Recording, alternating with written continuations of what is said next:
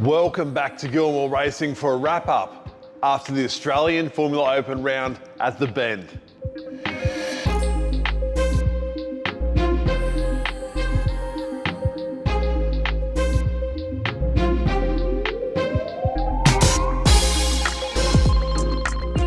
I absolutely love the Bend. It's a mega track. It's got everything, and it's so rewards commitment. It's got blind corners, it's all fast and flowing, and it suits these cars really well. Really, the weekend was an absolute positive. We found our horsepower issue, we're on top of that, and Kyle, well, he walked away with another trophy. And a massive thanks again to KCK Lubricants for supplying the trophies for Australian Formula Open 1.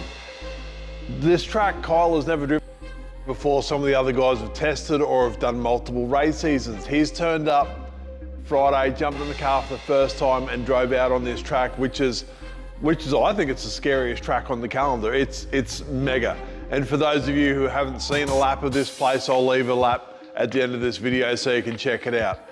Massive commitment, high downforce, full throttle through some fast. It's really, Kyle got his head around it really quick and continued to grow and the weekend. And in the last race, he was right with the lead pack. He did everything right. So full credit to Kyle. Basically, he's the new kid on the block. He hasn't done it before. He hasn't been there before, and he's still learning. And you can see it. He's growing leaps, and it's cool. Out here at Gilmour, developing the driver. So really rewarding stuff. That being said, it's now prep time. Our next race meeting on the calendar is Queensland Raceway. It's our home track, and of course, it's the Errol Gilmour Memorial Round, so it's super special for us. And that also means that Chris Gilmour's going to break it out, get his car out, get dusted off, and have a run with us as well. So we'll have two cars there, which will be super cool. But that also means we have two cars to prep. This thing, Kyle didn't even get it dirty, didn't run off the track, did nothing wrong, so it should be very straightforward. But Chris Gilmour's car, it's actually in a million bits. It's got a whole ton of work to do. So not only are we going to cover the prep for this thing and a bit more tech about suspension, but we're also going to cover the prep we need to do on the Chris Gilmour car and the All Properties Group car. It doesn't even have an engine at this point. It has got absolutely everything pulled out of it, and we have a massive amount of work to do. And really, our turnaround for this is about 3 weeks. We want to do a bit of a shakedown before we get out for this race meeting. So we've got some work to do. The Queensland Raceway track by nature provides a lot of challenges. A lot of people are critical on how boring the track is, but like any track that you drive at 60 or 70%, it's boring.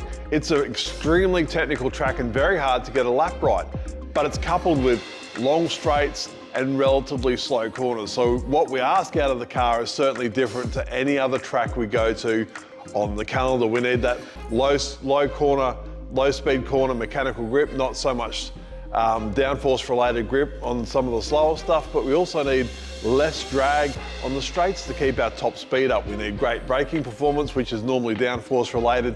So we kind of need a little bit of everything from the car to get the balance and to keep the corner speed up. But of course, as you've come to expect, we are going to change absolutely everything as we do track to track to get the absolute most out of the car and to make it as driver friendly as absolutely possible. That being said, I'm going to leave you with some footage of Kyle doing some laps around the Bend. This is Friday when he's second time maybe in the car, so he's still got a bit to learn, but he's going quite well. And let me know in the comments if you think he could do as good a job as Kyle around the Bend.